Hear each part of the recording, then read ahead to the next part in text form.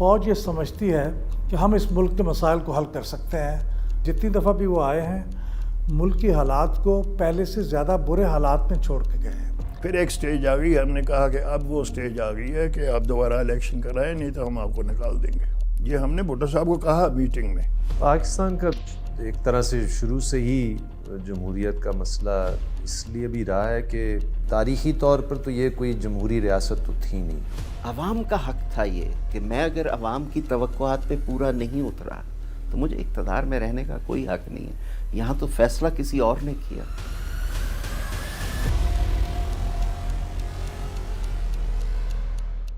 My dear countrymen, Assalamu alaikum. I have imposed martial law throughout Pakistan. قومی اور صوبائی اسمبلیاں توڑ دی گئی ہیں. Remain calm and support your armed forces in the re-establishment of order. یہ ساری ڈسرپشنز جو تھیں, خاص طور پہ جنرل ضیاء الحق کا ایوب خان, یہ 10-11 سال چلی. دے ور ہیوج ڈسرپشنز. تو اس وجہ سے ہمارے یہاں سسٹم گرو نہیں کر سکا. جیسے آپ ایک پودا لگائیں اور کچھ عرصے کے بعد اس کو آپ جڑ سے کھینچیں اور دیکھیں کہ کتنا گرو کر گیا ہے, اور پھر اس کو آپ دوبارہ لگا دیں. تو یہ اس طرح تو پودا گرو نہیں کرتا. فوج یہ سمجھتی ہے کہ ہم اس ملک کے مسائل کو حل کر سکتے ہیں. یہ بالکل غلط بات ہے. وہ اس کے لیے ٹرینڈ نہیں ہوتے, کبھی بھی وہ کامیاب نہیں ہوئے. جتنی دفعہ بھی وہ آئے ہیں ملک کی حالات کو پہلے سے زیادہ برے حالات میں چھوڑ کے گئے ہیں. ججز کو تو ووٹ چاہیے نہیں, بیوروکریٹس کو تو ووٹ چاہیے نہیں, جنرلز کو تو ووٹ چاہیے نہیں. واحد ایک عہدہ جس کے پیچھے عوام کا ووٹ براہ راست موجود ہے, ہم نے اسے تاریخ کے کٹہرے میں ایک مجرم بنا کے کھڑا کیا ہوا ہے, اور تاریخ کا اتنا حصہ وزیر اعظم موجود ہی نہیں ہے. آزادی کے 4 سال بعد ہی پاکستان میں جمہوریت کے اوپر پہلا حملہ کیا گیا, جس کو راولپنڈی کنسپیریسی کہا جاتا ہے. بہت کم لوگوں کو معلوم ہے کہ 1951 میں ہماری سول ملٹری بیوروکریسی نے اقتدار کے ایوانوں میں گھسنا شروع کر دیا. 1951 میں سازش ہوتی ہے. 1951-52 میں ہی صوبائی الیکشنز ہونے ہیں, اور اس کے نتائج بڑے مختلف آئے. مثلا جگتو فرنٹ جو ایسٹ پاکستان میں ہے, انہوں نے تو ایک طالب علم رہنما نے بیٹھ کے چیف منسٹر کو ہرا دیا تھا. فیض احمد فیض ادھر تھے کنسپیریسی میں, ادھر وہ مرزا ابراہیم کی کیمپین چلا رہے تھے, جو لاہور ریلوے اسٹیشن کا ایک مزدور اور کلی تھا, جو الیکشن جیت رہا تھا لاہور کی کنسٹیچوئنسی, تیسری گنتی میں ہارے وہ. تو تب سے یہ محاورہ ہے جھرلو پھر گیا. یہ militarisation is not just question of کہ یہ کوئی ایک دور کی بات ہے, یہ ایک ہماری پوری تاریخ کی کہانی ہے. اور یہ جو تاثر ہے کہ جی جب ایک دفعہ مارشل لاء ختم ہو گیا تو اب جمہوریت جو ہے نا وہ آسمان کو چھو رہی ہے, یہ تو میرا خیال ہے اگین ویری سمپلسٹک. کیونکہ ان مارشل لاء کے پیریڈز کے اندر کیا ہوا, کیسے ریاست کی حیت کو مزید انڈیموکریٹک یعنی کہ انڈیموکریٹک اس کے اندر مزید آپ کہہ سکتے ہیں کہ لیئرز بڑھتے چلے گئے. پاکستان کی عوام نے 3 دہائیوں سے بھی زیادہ وقت فوجی حکمرانی یعنی مارشل لاز میں گزارا, لیکن ان مارشل لاز کے پیچھے کی وجوہات کیا تھیں؟ اب دیکھیے ایوب خان کا جو مارشل لا تھا اس میں بنیادی وجہ یہ تھی کہ وہ مارشل لا ایوب خان نے نہیں لگایا تھا, وہ مارشل لا اسکندر مرزا صاحب نے لگایا تھا. لیکن چیف مارشل لا ایڈمنسٹریٹر چونکہ فوجی ہو سکتا ہے, تو وہ ایوب خان چونکہ کمانڈر ان چیف تھے تو ان کو لگا دیا گیا. کانسٹیٹیوشن بن چکا تھا 1956 میں.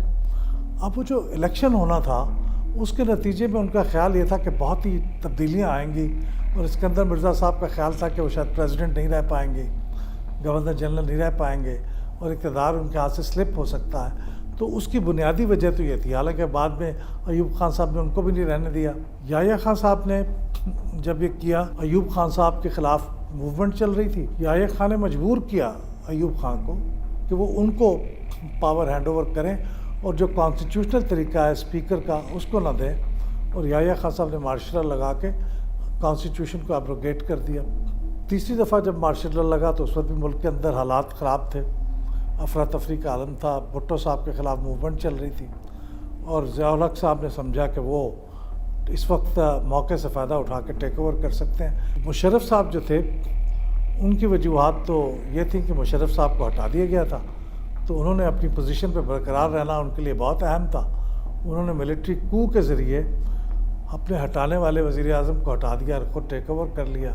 तो ये सब की वजूहात हैं, लेकिन इन सब में एक कॉमन वजह है कि ये कानून और आइन के ख़िलाफ़ वर्जी थी और इसके नतीजे में मुल्क पहले से बदतर हालात में चला गया जब ये फ़ौजी गए।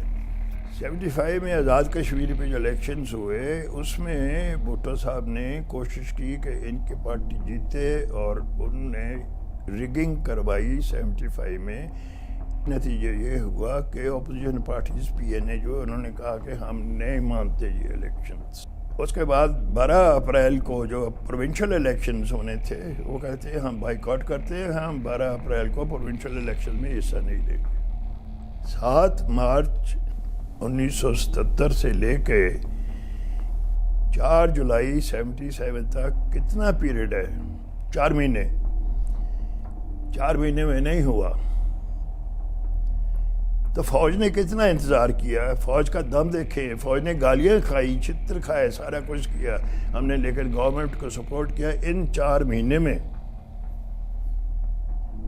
फिर एक स्टेज आ गई, हमने कहा कि अब वो स्टेज आ गई है कि आप दोबारा इलेक्शन कराएं नहीं तो हम आपको निकाल देंगे।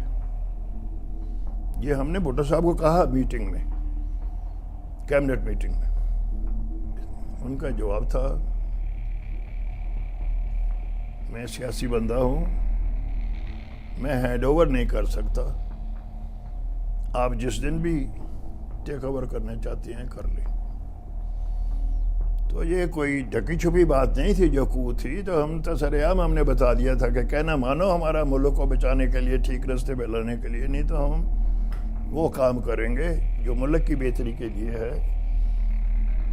टेक ओवर करेंगे।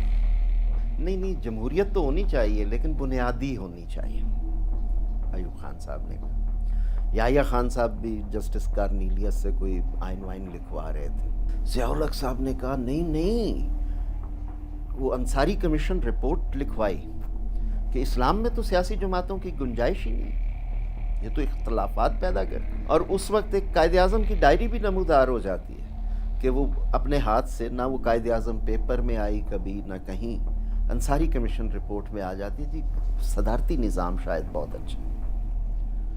तो उन्होंने एक नया स्ट्रैंड ऑफ जमहूरियत इंट्रोड्यूस करवाया, इस्लामी जमहूरियत होनी चाहिए। मुशर्रफ साहब, इनकी एक और जमहूरियत का स्ट्रैंड था। जब महल्लाती साजिशें शुरू होती हैं तो पहली किंग्स पार्टी बनती है रिपब्लिकन पार्टी, कि आप दिन को मुस्लिम लीगी थे, रात को सोए रिपब्लिकन बन गए, अगले दिन वज़ीर आज़म बदल गया।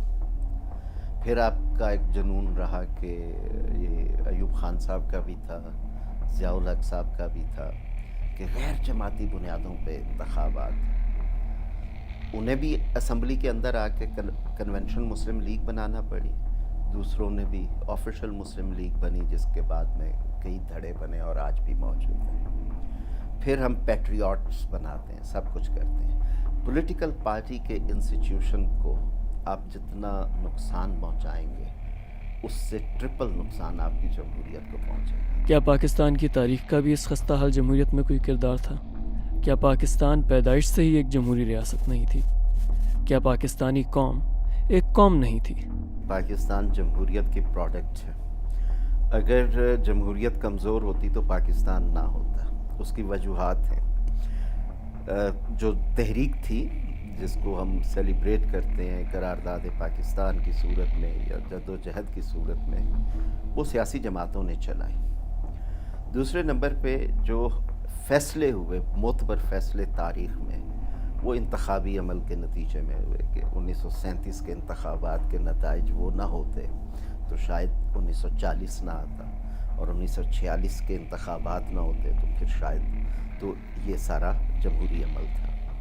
पाकिस्तान का एक तरह से शुरू से ही जमहूरियत का मसला इसलिए भी रहा है कि जो हमें रियासत मिली है ना, विरासत में, ये इसका कोई जमहूरी इदारा था ही नहीं। ये चूँकि नौआबादियाती रियासत थी और इसके अंदर फ़ौज तो थी, पुलिस तो थी, अदलिया भी थी, महकमा माल भी था, अपने यानी कि आमदनी जमा करनी थी अंग्रेज़ों ने, लेकिन कोई पार्लियामान तो नहीं था, कोई अवाम की नुमाइंदगी करने वाला इदारा तो नहीं था। तो तारीख़ी तौर पर तो ये कोई जमहूरी रियासत तो थी नहीं। जब 47 के बाद आइन साज असम्बली बनती है بہت سارے اس آئین ساز اسمبلی میں جو بظاہر عوام کے نمائندے تھے وہ ایسے خطے سے تعلق رکھتے تھے جو ایکچولی پاکستان کا حصہ نہیں بنا، جس کو یو پی سی پی کہہ سکتے ہیں۔ دستور بنانے میں ہمیں بہت دیر لگی۔ جب بنایا ہے 1956 میں تو بدقسمتی سے صرف 928 دن چلایا، اور پھر میجر جنرل سکندر مرزا اس وقت کے وزیر اعظم فیروز خان نون کو خط لکھتے ہیں کہ جناب مجھے لگتا ہے کہ ملک اور دستور اکٹھے نہیں چل سکتے۔ دستور روح ہوتی ہے ملک کی، اگر آپ روح قبض کر لیں تو جسم مر جاتا ہے۔ پھر پارلیمنٹ دماغ ہوتا ہے جو سوچتا ہے، بحث کرتا ہے، مباحثہ کرتا ہے۔ 1958 سے لے کر 1962 تک پارلیمنٹ غائب، دماغ کے بغیر ہیں۔ پھر 72 تک پارلیمنٹ نہیں ہے، 69 to 72۔ پھر 77 سے لے کر 85 تک پارلیمنٹ نہیں ہے، 1999 سے لے کر 2002 تک پارلیمنٹ نہیں ہے۔ اور پھر کہیں کہ جی جمہوریت کمزور ہے۔ عوام کا حق تھا یہ کہ میں اگر عوام کی توقعات پہ پورا نہیں اترا تو مجھے اقتدار میں رہنے کا کوئی حق نہیں ہے۔ یہاں تو فیصلہ کسی اور نے کیا۔ لیکن چند با اختیار لوگوں نے موقع ملنے کے باوجود پاکستان میں جمہوریت کا تختہ نہیں پلٹا۔ نہایت ہی برے حالات میں بھی کئی چیف آف آرمی اسٹاف ایسے گزرے ہیں جنہوں نے ٹیک اوور نہیں کیا۔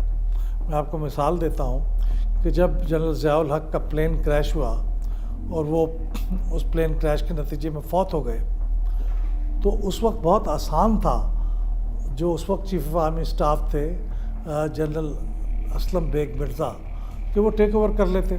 اور بلکہ اس وقت کے جو پریزیڈنٹ تھے غلام اسحاق خان، انہوں نے انہیں کہا بھی، لیکن انہوں نے اس کو ریفیوز کیا اور انہوں نے کہا نہیں، آپ ٹیک اوور کیجئے قانون کے مطابق، آئین کے مطابق، اور ہم آپ کو پوری سپورٹ دیں گے۔ ایک دوسرا کیس تھا جنرل وحید کاکڑ صاحب کا۔ ان کے زمانے میں بھی پریزیڈنٹ اور پرائم منسٹر کے درمیان اتنے برے تعلقات تھے، دونوں ایک دوسرے سے آلموسٹ برسر پیکار تھے، لڑ رہے تھے، اور ان کی جو فالوورز تھے وہ بھی ایک سول وار کا خطرہ تھا۔ تو انہوں نے ان دونوں کو ہٹایا اور ان کو ہٹا کے، یعنی ان کے ساتھ بائی نیگوسیشن اگری کیا کہ آپ ہٹ جائیں، ہم ایک کیئر ٹیکر سیٹ اپ لاتے ہیں جو نیوٹرل ہوگا، دونوں کے لیے ایکسیپٹیبل ہوگا، الیکشن کرا دیتے ہیں۔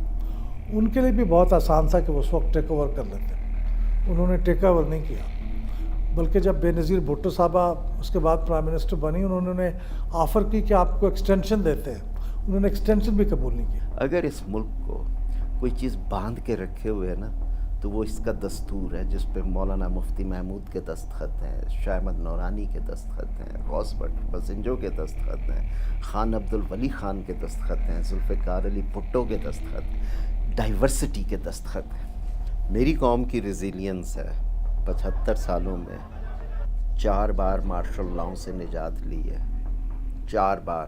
پاکستان کے عوام نے اپنے جمہوری خوابوں کو ابھی تک دفنایا نہیں ہے۔ اکثر کہا جاتا ہے کہ فوج کا کام جو ہے سرحدوں کی حفاظت کرنا، آئین یہ کہتا ہے، یہ بالکل غلط ہے۔ یہاں پہ جب بھی لمبی آمریتیں رہی ہیں تو یہ اتفاق نہیں ہے کہ امریکہ نے انہی ادوار میں آپ کو پیسے دیے۔ کاسٹ آف ڈوئنگ پالیٹکس اتنی بڑھ چکی ہے کہ میں اور آپ تو نہیں برداشت کر سکتے۔ D G I S I جو جنرل محمود ادھر تھے، ان کو بھی بتایا کہ آپ ہمارے ساتھ ہیں کہ نہیں۔ چیف آرمی اسٹاف نے مشورے دے دیں گے، فیصلہ وہ جو کرے گا پھر سب کو ماننا پڑے گا، لیکن جب وہ باہر اس سسٹم کے اپلائی کرنا چاہتے ہیں تو وہ نہیں کر پاتے، ناکام ہو جاتا۔ Thank you for watching the full video. آپ میں سے بہت سے ایسے لوگ ہیں جنہوں نے شاید ہمارا یوٹیوب چینل سبسکرائب نہیں کیا۔ So if you want to support independent journalism and watch more meaningful content, please subscribe to our YouTube channel.